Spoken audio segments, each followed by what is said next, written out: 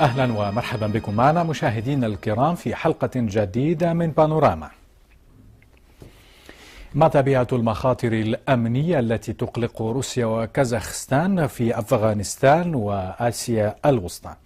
لماذا قررت موسكو تقديم مساعدة عسكرية مباشرة لقرغيزيا وتاجيكستان؟ وهل ستقابل مساعي روسيا وكازاخستان لبناء الاتحاد الأوراسي بممانعة أمريكية شديدة في حلبة صراع آسيا وسطوية؟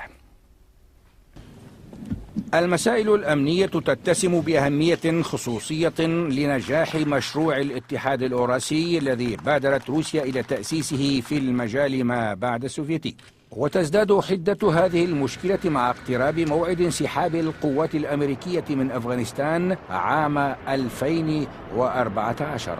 فالخبراء والمحللون يتوقعون أن تتسع رقعة الاضطرابات بدءا من أفغانستان لتشمل دول الجوار طاجيكستان وقرغيزيا وأوزبكستان، الأمر الذي يمكن أن يشكل خطرا على كازاخستان وروسيا فيما بعد.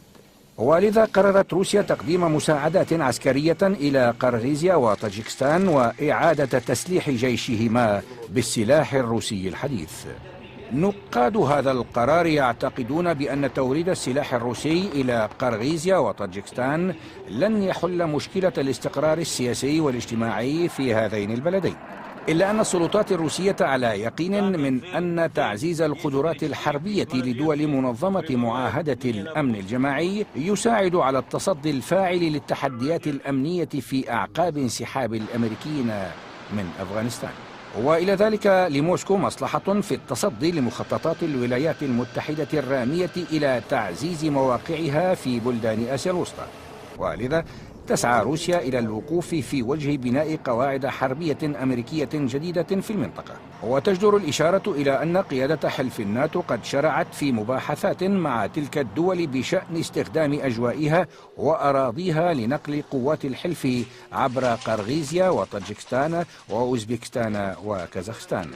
وبالمقابل تعرض الولايات المتحدة وحلفاؤها على هذه الدول مساعدات عسكرية وسياسية واقتصادية. إذن مشاهدينا، عن هذا الملف الذي تهم روسيا كثيرا نتحدث مع الدكتور راميل لاتيبوف رئيس صندوق الإسلام والعالم، والسيد تختار توليشف مدير مكتب مركز دراسة التهديدات الإرهابية في كازاخستان. أهلا ومرحبا بضيفينا اليوم.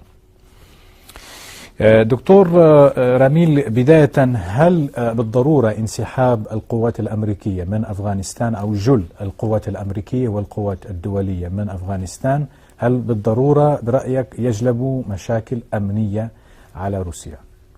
После выхода американцев начнется новый передел сфер влияния, и это повлечет непосредственную угрозу соседним странам, в том числе таджикистану, Киргизии, Казахстану, России.